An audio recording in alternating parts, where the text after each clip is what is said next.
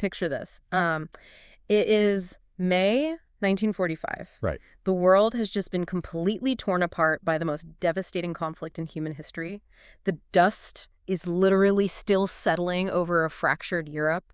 And you are a man standing essentially in the shadow of a firing squad. Which is just a terrifying place to be. Oh, absolutely. You are facing the ultimate charge: treason, collaboration with the enemy.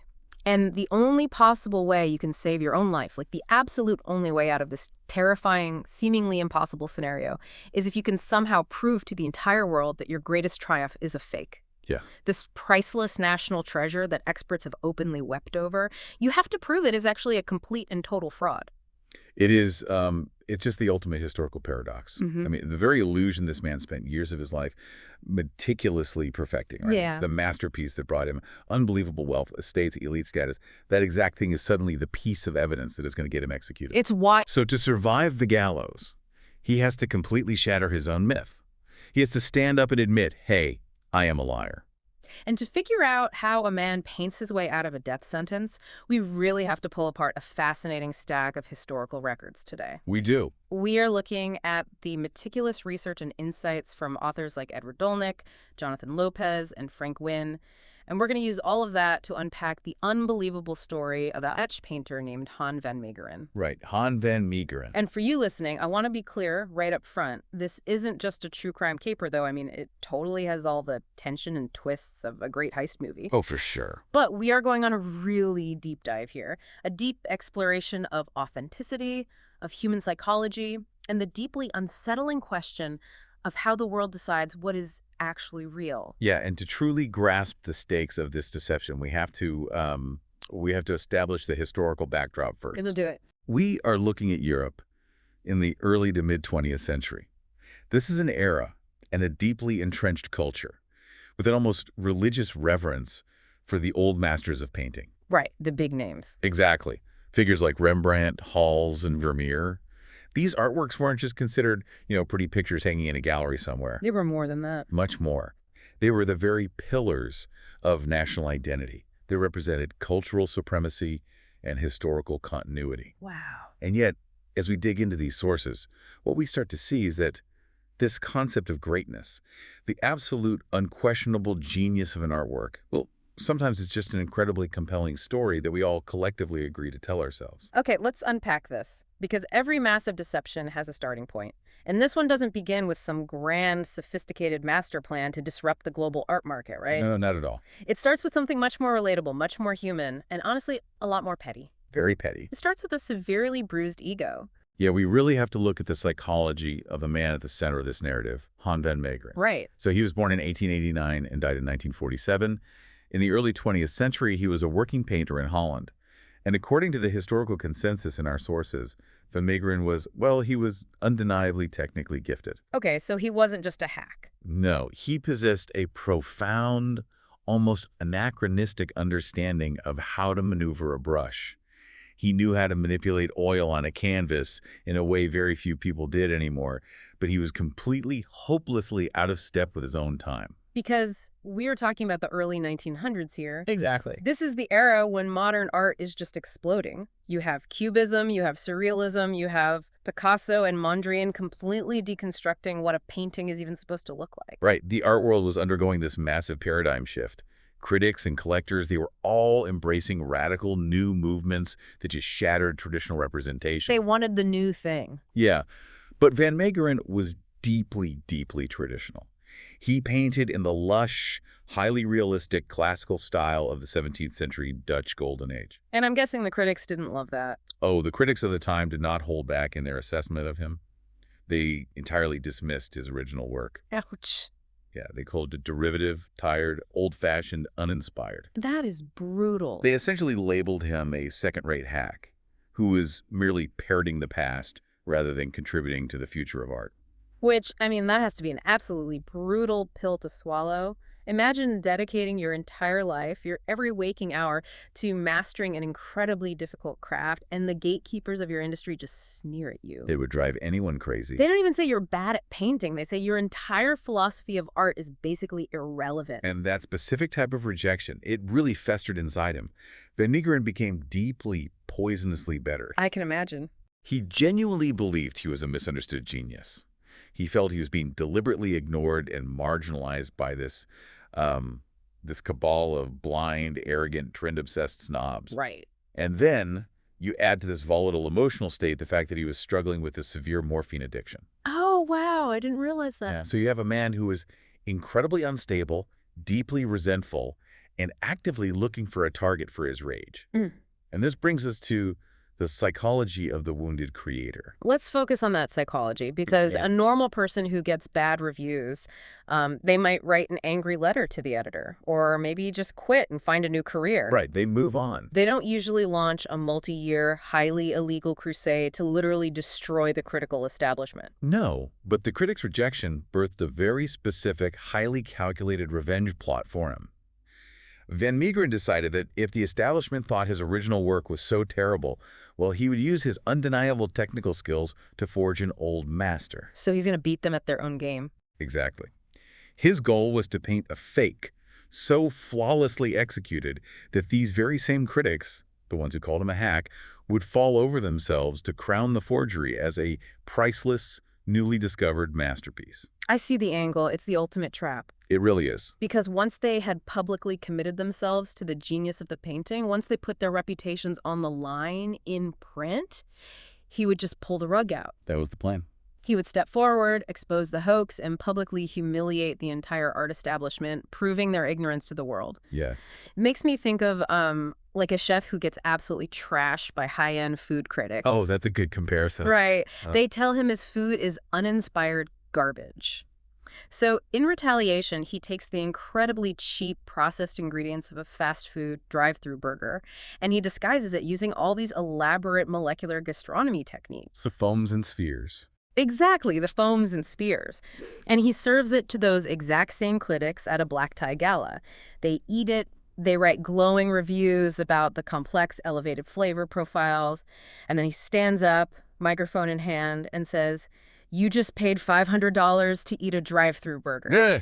He just wants to prove they have no actual taste, that they are just following the hype of the presentation. I want to take that analogy and stretch it, actually, because it perfectly captures the initial motivation. Yeah. But it also highlights the impending trap. How so? Well, unlike the chef in your scenario, Van Meegeren couldn't just reveal the fast food wrapper at the end of the meal. What happens if, after serving that disguised burger, someone offers the chef $5 million for the recipe? Oh, wow. Yeah, that changes things. The motivation suddenly shifts. But initially, yes, it's a deeply sympathetic motive. It's a classic underdog story. It's the outcast trying to stick it to the elitist snobs who locked him out of the club. You kind of want him to win. When we read about his early planning, it is really hard not to root for him to get that gotcha moment. You completely want him to win. But to even get to that point, to even have a microscopic chance of fooling the ultimate snobs of the art world, he couldn't just paint a generic old landscape or a bowl of fruit. No, that wouldn't work. He had to construct the perfect psychological trap.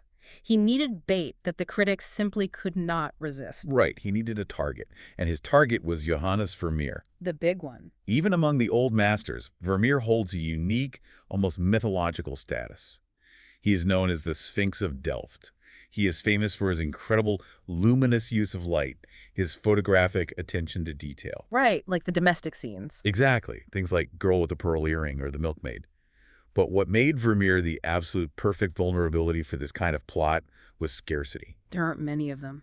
Only about 35 of his works were known to survive in the entire world. Wow, only 35. So the discovery of a new one isn't just an art market event, it's a global historical event. It would make international headlines. Every single brushstroke is an absolute holy grail.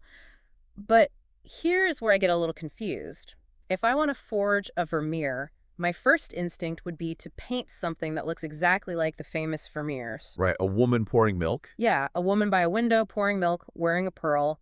Why did he actively avoid copying the known masterpieces? That instinct you have is actually the most common, fatal mistake that amateur forgers make. Really? Yeah.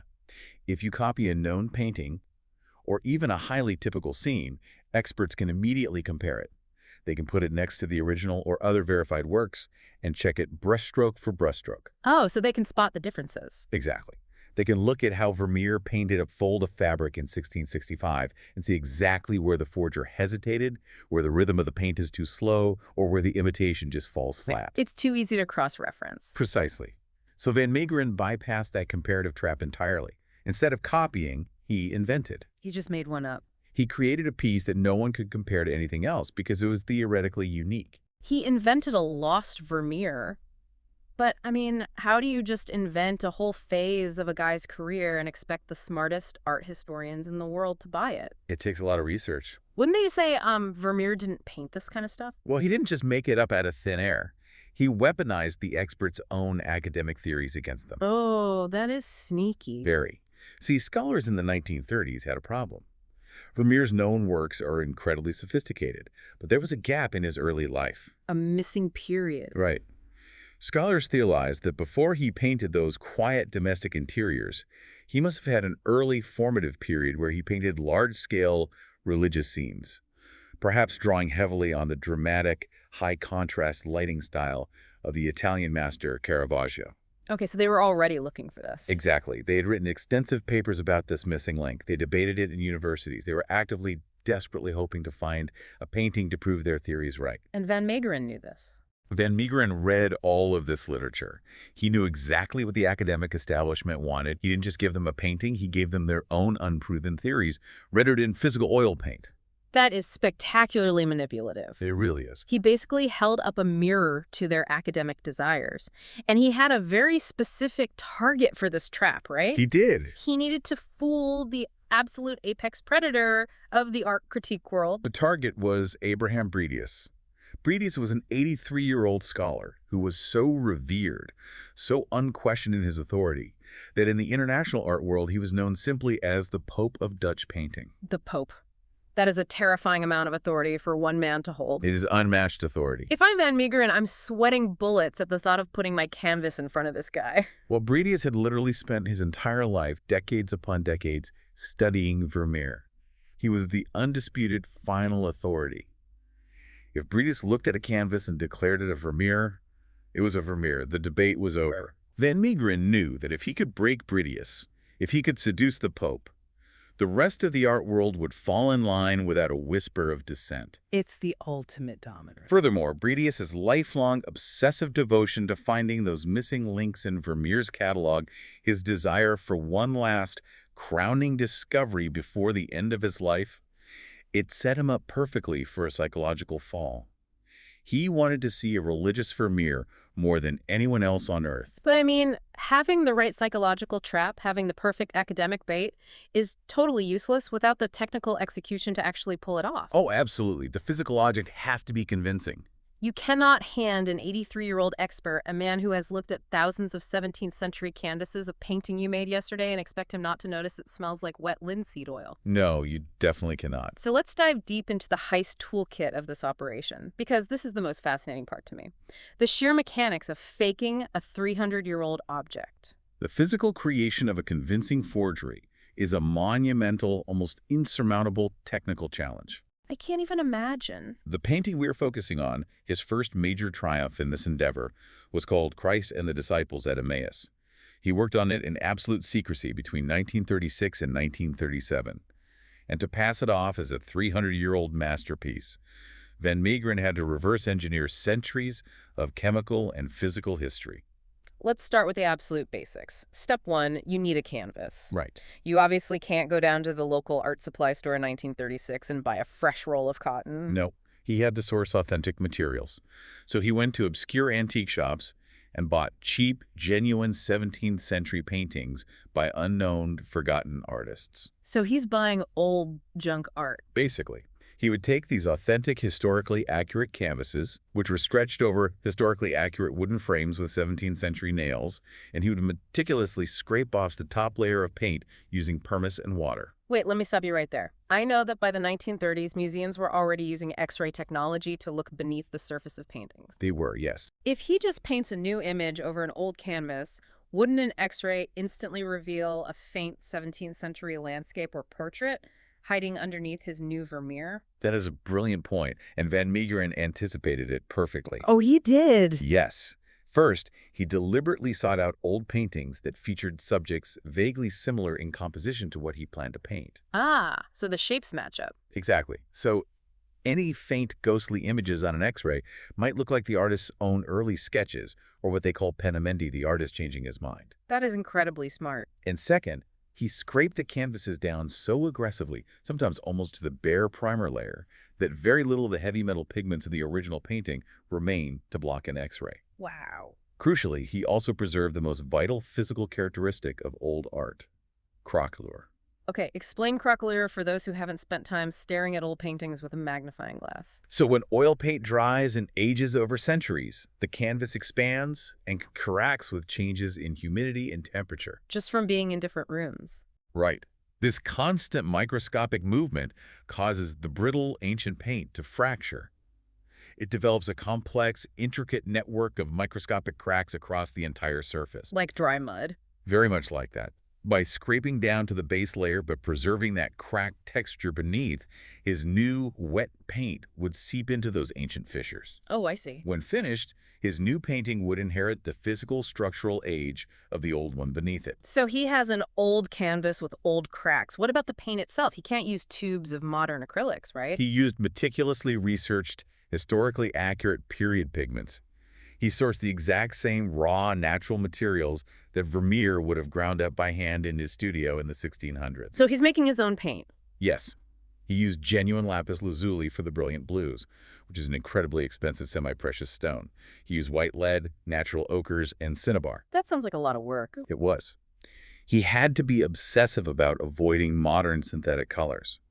If a chemist found even a microscopic trace of synthetic ultramarine or zinc white or cadmium yellow pigments invented in the 19th century, the entire illusion would instantly collapse. One wrong color and it's over. He even used badger hairbrushes, identical to those used in the 17th century, to ensure the brushstrokes lacked the stiff bristle marks of modern tools. Okay, so he has the right dirt, the right rocks, the right canvas. But there's still a massive glaring problem, and it's basic chemistry. The drying time. It's the drying time, because I know oil paint doesn't just dry in an afternoon like wall paint. This is the single greatest hurdle in the entire history of art forgery. Oil paint fundamentally doesn't technically dry through evaporation. It doesn't. No, it cures through a chemical process of oxidation. It absorbs oxygen from the air and polymerizes, hardening over an incredibly long time. It literally takes a century or more for oil paint to fully cure and become structurally rock hard. So if I painted something today in traditional oils, it's going to be fundamentally soft for decades. Yes, it might feel dry to the touch in a week, but chemically it is still soft. And this is how experts catch forgeries using the solvent test. Okay, what is the solvent test? If an expert takes a simple cotton swab, dipped in a mild solvent like alcohol, and rubs it on a genuine 300-year-old Vermeer, absolutely nothing happens. The paint is practically stone, the solvent just evaporates off the surface. Right. But if they take that exact same cotton swab and rub it on a forgery that was painted a year ago, the solvent will instantly break down the unpolymerized oils. The paint will melt, turn to mush, and wipe right off onto the swab. Oh, man. A simple solvent test would destroy Van Meegeren's careful work in 5 seconds. So how does he beat the laws of chemistry? I mean, how do you speed up 300 years of oxidation? You can't just wait a century for his revenge plot. This is where Van Meegeren crossed from being a mere copyist into a dark kind of genius. He began systematically experimenting with early forms of plastics. He discovered that if he completely abandoned traditional linseed oil as his binding medium, and instead mixed his historical pigments with a modern synthetic resin called bakelite. Wait, bakelite? Yes, bakelite. The hard plastic they made vintage rotary telephones and old radio cabinets out of. He mixed foam plastic into his paint. Exactly that. Bakelite is a phenol formaldehyde resin. He mixed this modern plastic resin into his old world lapis lazuli and white lead. He painted Christ and the disciples at Emmaus using this strange viscous plastic paint. That is insane. And then, to force the plastic to polymerize and cure rapidly, he took the finished canvas, rolled it up, and literally baked it in his own kitchen oven. I need you to visualize this for a second. Think about the utter domestic absurdity of this scenario. It's hard to picture. You've got this guy, Han van Meegeren, sitting in his modest kitchen. Maybe he's having a cup of tea, looking on the window at the Dutch weather. And right next to him, inside his standard household kitchen oven, baking at a couple hundred degrees next to the rack where he probably roasted a chicken the night before, is a priceless 17th century masterpiece that is destined to fool the greatest minds of his generation. It sounds comical when you frame it like that, but consider the sheer, terrifying nerve required to execute this. Oh, the stress must have been unreal. The tolerances were razor thin. One wrong temperature setting in that oven, and the 17th century canvas catches fire. And there goes months of work. One wrong scrape with his pumice stone earlier, and the illusion of depth is ruined. If the Bakelite resin doesn't set perfectly, the paint flakes off in chunks. He is risking everything. He was balancing on a razor's edge of failure for months. But when he carefully removed it from the oven, the heat had caused the phenol formaldehyde to polymerize instantly. Turning the paint into stone. Yes, it achieved in 2 hours what linseed oil takes 2 centuries to do. Furthermore, as the plastic baked, it shrank. Oh, giving it the cracks. This shrinkage forced the new paint to crack, perfectly aligning with the ancient craquelure of the scraped canvas underneath. He then took India ink, washed it over the surface to settle into those cracks, simulating 300 years of accumulated dote and varnish. That is brilliant. He had successfully manufactured centuries of aging in a single afternoon. It would pass the dreaded solvent test flawlessly. So the baked painting was ready. The trap was set. It was time to serve the molecular gastronomy burger to the food critics. Time for the big reveal. It was time to present it to the Pope, Abraham Bredius. And this brings us to the psychology of the seduction. Van Meegeren was incredibly careful here. He knew that if a disgraced, bitter painter suddenly showed up holding a lost Vermeer, it would look incredibly suspicious. Yeah, that would be a huge red flag. So he doesn't present it himself. He uses layers of intermediaries, lawyers, and art dealers to make the discovery seem entirely organic. It's like it just surfaced naturally. The fabricated backstory was that an old aristocratic family was quietly selling off a hidden estate treasure. Bredius is invited to a private viewing to authenticate it. Okay, so he walks into the room, he sees it. What happens? Bredius stands before Christ and the disciples at Emmaus.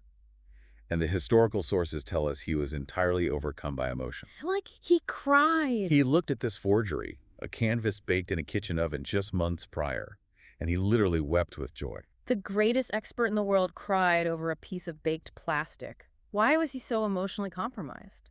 Because the painting validated everything he had spent his life arguing. It was the physical manifestation of his own academic legacy. It proved he was right. He wasn't just seeing a painting, he was seeing proof that he was right all along. He rushed to write a rapturous, glowing review in the Burlington magazine in 1937, which was the most prestigious art journal in the world. What did he say in the review? He called it the masterpiece of Johannes Vermeer of Delft. He wrote, and this is a direct quote that sealed the painting's fate, "It is a wonderful moment in the life of a lover of art to find himself suddenly confronted with a hitherto unknown painting by a great master." He officially, unequivocally authenticated it. And because the Pope declared it a miracle... Everyone else immediately fell in line. No one dared to question the great Bredius. Why would they? Exactly. The strategy worked with terrifying efficiency. The supper at Emmaus was quickly purchased by the Rembrandt Society and donated to the Museum Boijmans in Rotterdam. It's in a museum now. It was displayed in a place of supreme honor, literally framed by velvet curtains. People flocked from all over Europe to see it. Okay, let's pause here because this was the plan, right? This was the peak of the plan. This was the entire point of the trap. This is the exact moment he was supposed to jump out from behind the velvet curtains, point his finger at Bredius, yell gotcha, and permanently destroy the credibility of the critics who called him a hack. That was the original revenge plot, yes. But when the perfect moment came to spring the trap, he stayed completely silent. Why? I mean, why spend years building the perfect instrument of revenge only to walk away without pulling the trigger? Because of the sheer, staggering amount of money involved. The painting didn't just generate critical acclaim, it generated a fortune. How much are we talking? The amount paid for it by the Rembrandt Society in 1937 would be the equivalent of roughly $5 to $6 million today. $5–6 million? Wow. As we analyze the timeline and the sources, it becomes undeniable that at this exact moment, the revenge plot was entirely swallowed whole by pure, unadulterated greed. He saw the cash. Van Meegeren realized he hadn't just proven a point. He had literally invented a license to print money. So he looks at the millions of dollars, looks at his grudge, and decides, to hell with the revenge, I'm just going to be incredibly rich instead. I'll let them keep believing the lie. Precisely. Yeah. The ideological crusade ended, and the criminal enterprise began. The grift is on. Through the late 1930s and straight into the war years, Van Meegeren quietly set up a production line. He cranked out multiple forged Vermeers, as well as works attributed to another Dutch master, Peter de Hooch. He's just churning them out. The wealth he accumulated was staggering. He bought over 50 massive estates and properties. He threw wild, lavish parties. He hid caches of jewels and cash. He became one of the richest private citizens in the country, all while hiding his true profession in plain sight. But this runaway greed, this inability to stop when he was ahead, is exactly what leads to his ultimate downfall. It usually does. Because he didn't stop. Even when the world fundamentally changed around him, even when the stakes became literally life and death, he kept baking these fakes. And that set him on a collision course with the most dangerous, ruthless buyers on planet Earth. The historical context shifts dramatically here, and the stakes elevate from fraud to survival. We move into the era of the Second World War. By 1940, the Netherlands is invaded and occupied by Nazi Germany. A terrifying time. And during this brutal occupation, Van Meegeren continues his operation. He produces another fake Vermeer, a piece he titled Christ with the Adulteress. And this specific painting caught the attention of a very specific collector, Hermann Goering. Hermann Goering. We are talking about Hitler's second-in-command, the head of the Luftwaffe, and one of the most powerful men in the Nazi regime. Yes. Goering was, among other things, a voracious, systematic looter of European art. The Nazi regime had entire divisions dedicated to cultural plunder. They were just stealing everything. Goering considered himself a grand connoisseur of the Renaissance and the Dutch Golden Age. And he was aggressively pillaging the museums and private collections of occupied territories to build his own massive, private hoard of masterpieces at his estate. And he wanted the Vermeer. When his agents located Christ with the Adulteress, Goering developed an absolute obsession with it. He believed it to be a crown jewel of Dutch heritage, a supreme example of Aryan cultural achievement. And the lengths he went to acquire it, the actual transaction itself, it really shows how deeply and completely the highest levels of power had bought into Van Meegeren's lie. Absolutely. The sources note a staggering, almost incomprehensible exchange. To acquire this single forged Vermeer, Goering traded away a massive cache of approximately 137 looted paintings from his own sprawling collection. Stop and think about that number for a second. Hard to grasp. 137 real historical paintings, many of them undoubtedly masterpieces in their own right, stolen from legitimate owners across Europe, traded away for one fake piece of baked plastic from a Dutch kitchen. Yeah. That exchange rate is just, it breaks your brain. It perfectly illustrates the perceived mythical value of what Van Meegeren had created. Now, looking at this strictly objectively, based on the factual reality of the time, Van Meegeren was doing high-level, extremely lucrative business in an occupied country. He was enriching himself astronomically by selling what was widely believed to be irreplaceable Dutch national heritage directly to the highest ranks of the occupying forces. The tension of that situation is just unbelievable. Imagine waking up every day as Han van Meegeren. The paranoia would be intense. You are actively swindling the highest ranks of the Third Reich. You are handing a canvas you cooked in your oven to a man who commands armies, a man who could have you dragged into an alley and executed with a snap of his fingers. One wrong move. If Goering's personal art experts decide to do a slightly more thorough test, if they ever find out it's a fake, he is a dead man. He was walking an incredibly fine, terrifying line. But surprisingly, he survived the war. The occupation ended, the Nazi regime collapsed, and Europe began to dig out from the rubble. He made it through. But for Van Meegeren, the end of the war did not mean safety. His problems were actually just beginning, because that fake painting, sitting proudly in Goering's private possession, was about to become a ticking time bomb. Because the war is over, the Allies won, and they want their stolen art back. Exactly. We move to May 1945. The Allies have secured victory in Europe, and special investigative units, most famously the Monuments Men, are meticulously hunting down the millions of pieces of looted cultural property. Searching everywhere. In an Austrian salt mine, they discover Goering's massive, hidden hoard stashed away to protect it from Allied bombing. And right there, carefully created among the absolute treasures of European civilization, is Christ with the adulteress. And the monuments men realize this is a newly discovered Vermeer. They know how important this is to the Netherlands. Yes. The Allied investigators immediately begin tracing the paperwork. They follow the trail of the sale backwards, examining receipts and interrogating middlemen, moving from Goering's agents through the dealers straight back to the original source, Han van Meegeren. The walls are closing in. And in May 1945, the authorities arrive at his luxurious Amsterdam home to arrest him. But, and this is the crucial pivot of the entire story, they do not arrest him for art forgery. Because they have absolutely no idea it's a forgery. They think he sold a real, irreplaceable Vermeer to the man who bombed their cities. Exactly. He is arrested for collaboration and treason. Treason. The official charge is that he committed a supreme act of betrayal by selling a priceless piece of Dutch national heritage to the enemy.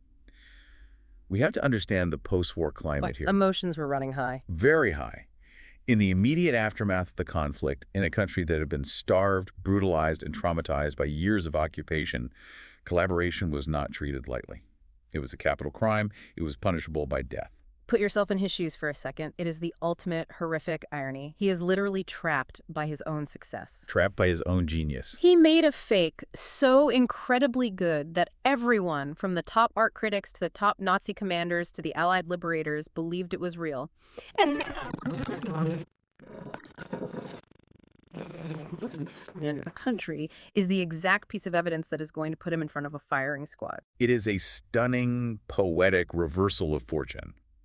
He is sitting in a cold prison cell, facing imminent execution for a crime he technically didn't commit because the object he supposedly betrayed his country with wasn't real. It's absurd. He is staring down the barrel of a gun, and words are failing him.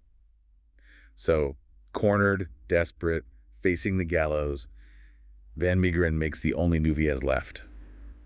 The impossible confession. He just blurts it out during an interrogation. He tells his interrogators, "You can't hang me for selling a national treasure to Goering because I didn't. I painted the picture." And what do the seasoned military investigators say to that? They completely flatly refuse to believe him. I mean, of course they do. If you're a detective, that is the most absurd alibi you've ever heard. From their perspective, it sounds like the desperate, pathetic, completely transparent lie of a traitor trying to save his own skin. Yeah, a last-ditch effort. How could this mediocre, has-been painter, a man who the critics laughed out of the galleries 20 years ago, possibly have created a masterpiece that fooled the great Abraham Bredius and the entire global art establishment? It defied all logic. It was absurd. So he's sitting there sweating in an interrogation room, screaming, "I'm a fraud. I promise you I'm a massive fraud. Look at me." And the police are calmly saying, "No, Han, you're a genius who discovered a Vermeer, and we're going to shoot you for it." It's like a dark comedy. He realizes words aren't enough to escape death. He realizes he has to physically show them. Which leads us to one of the most bizarre, theatrical, and dramatic set pieces in both legal and art history. To prove his claim, to prove he's a master forger and not a traitor, Van Meegeren negotiates a deal. What kind of deal? He agrees to paint one final, brand-new Vermeer. But this time, he has to do it while under constant armed guard. It's like a grand illusionist being forced to reveal their greatest trick at gunpoint. Or a bank robber having to prove to the FBI that they know how to crack a safe while the police watch with stopwatches and loaded weapons. It is the absolute ultimate performance anxiety. It really is. He is placed in a specially prepared studio. He is surrounded by court-appointed experts, skeptical police guards, and hungry reporters. Everyone is watching. He asks for his specific, unusual supplies. And right there, under intense, unforgiving scrutiny, he begins to paint a new piece titled Jesus Among the Doctors. And he just starts painting. Step by step, over several months, he demonstrates his profound mastery of 17th century techniques. He shows them how he meticulously scraped and aged the canvas. He proves beyond a shadow of a doubt that he possesses the exact, rare skill set required to forge a Vermeer. And does he do it? Remarkably, he successfully pulls it off. But just painting a new picture in front of them wasn't the final nail in the coffin, right? Because they still had to definitively prove that the older paintings, the ones that made him rich and the one he sold to Goering, were also his handiwork. Right. The live demonstration proved he could do it, but the court needed proof that he did do it. And this is where we get the forensic kill shot. The forensics. While Van Meegeren is painting his final forgery under guard, an international panel of elite chemists and art historians are taking a much closer, highly skeptical look at his previous masterpieces, including the one sold to Goering and the one authenticated by Bredius. They're finally taking the blinders off. They stop looking at the myth and start looking for the trick. And under the microscope, they find the tell. Remember the masterstroke we discussed earlier? The chemical shortcut he took to beat the drying time? The bakelite. The vintage telephone plastic he used to harden the paint in his kitchen oven. Exactly. The chemists analyzed the precise chemical composition of the paint in these supposedly 300-year-old Vermeers. They run tests that go far beyond a simple solvent swab. And what do they find? In the pigment matrix, they find undeniable traces of phenol formaldehyde, a 20th century synthetic plastic resin. It is an absolute, undeniable scientific anachronism. It's impossible. It is chemically impossible for that substance to exist in a 17th century work. The scientific proof is absolute and devastating. The gig is finally, officially up. The pivot in his legal standing is immediate. The moment the scientific report comes back and is presented to the authorities, the collaboration charge instantly collapses. Because it's not treason anymore. As his defense lawyers successfully argued, you cannot be executed for selling a priceless national treasure to the enemy if the object in question was never a national treasure to begin with. He didn't sell Dutch heritage. He sold a piece of baked plastic and old canvas. The threat of the firing squad fades. He escapes the death penalty by the skin of his teeth. But Van Meegeren still has to face a judge for his actual crimes, because defrauding people out of millions of dollars is still a massive crime. Which brings us to the highly publicized trial of 1947. The charge is reduced from treason to forgery and fraud. But the atmosphere in the courtroom and the mood across the entire country has shifted dramatically from where it was a year prior. Because the story has gotten out to the public. They know what happened. Yes. The trial becomes an international media sensation. The public is riveted. He is convicted of fraud, yes. But he is given a shockingly light sentence, only about 1 year in prison. 1 year for all of that. However, the tragic historical footnote here is that he never actually served the time. Just weeks after his conviction, before he could even be transferred to a prison facility to begin his sentence, Han van Meegeren suffered a massive heart attack and died at the age of 58. But before he died, something incredible happened with his public image. The disgraced forger, the bitter guy who spent the bloodiest war in modern history getting incredibly rich off fraud while his neighbors suffered, suddenly becomes a beloved folk hero. In one of history's great ironic reversals, a public opinion poll conducted in the Netherlands in late 1947 ranked Han van Meegeren as one of the most popular men in the entire country. Really? The public absolutely adored him. Why? Just because he scammed the Nazis? Exactly that. He was embraced as the cheeky, clever Dutchman who had brilliantly swindled the hated Hermann Goering. There's a very famous anecdote, though rigorous historians note it is likely unverified and perhaps apocryphal. What's the story? When Goering, sitting in his own cell in Nuremberg waiting for the War Crimes Tribunal, was finally told by an interrogator that his prized Vermeer was a fake, he reportedly looked as if he discovered there was evil in the world. That is amazing. Imagine the absolute worst people on planet Earth being genuinely shocked by someone else's dishonesty. The Dutch public relished that idea. It was a deeply cathartic narrative for a traumatized nation. Van Meegeren was seen as a trickster figure who embarrassed the arrogant, out-of-touch art critics and simultaneously robbed the brutal, tyrannical occupiers. It's a great story. However, as we look closely at sources like Jonathan Lopez's deeply researched book on the subject, we have to introduce some crucial objective skepticism here. We have to analyze the profound ambiguity of this hero status. Because the reality of who he was is a lot messier than the fun myth of the patriotic trickster. Much messier. Lopez's extensive research points out that Van Meegeren's defense, this whole romantic narrative of "I tricked the Nazis on purpose" as a deliberate act of patriotism, was largely self-serving spin. He just made it up to save himself. It was a narrative invented after the fact, carefully crafted by his lawyers at the trial, designed specifically to save his skin and appeal to the public's raw post-war emotions. He wasn't some undercover resistance fighter with a paintbrush and a secret agenda. Not at all. The reality, borne out by the historical record, is that he was a serial fraudster who was perfectly happy doing millions of dollars of business in occupied Holland. He was just looking out for himself. He rubbed shoulders with wealthy fascists. He lived in absolute luxury, throwing parties while his countrymen literally starved during the hunger winter. And he only confessed to his crimes because he was caught in a lethal, inescapable trap of his own making.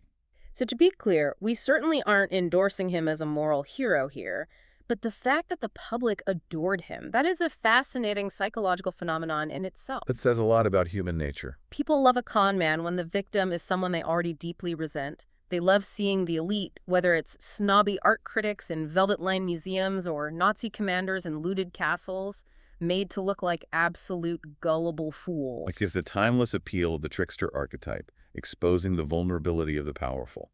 But if we pull back from the man himself and look at the physical objects he created, we arrive at the central thesis of this entire historical journey. Let's bring it back to the paintings themselves. Because those canvases, the fakes, they didn't disappear. They still exist. They do. And this is fundamentally a story about authenticity and how we assign value. I want you to think deeply about the Supper at Emmaus. The first big one. The exact same physical object, the exact same arrangement of atoms, pigments, and baked plastic on a canvas was universally declared a sublime, priceless masterpiece on Monday. It moved brilliant men to tears. It was insured for millions. And then on Tuesday, when the forensic report came out, that exact same painting became a worthless, embarrassing fraud. not a single brushstroke changed overnight. The canvas didn't physically alter. Only the name on the museum label changed. The physical reality of the art remained identical, but its value, its meaning, its powerful aura of greatness vanished instantly. Which really proves that the experts didn't fail because they were inherently stupid or bad at their jobs. No, they were brilliant people. They failed because Van Meegeren weaponized their own academic desires against them. He used their hopes as a blinder.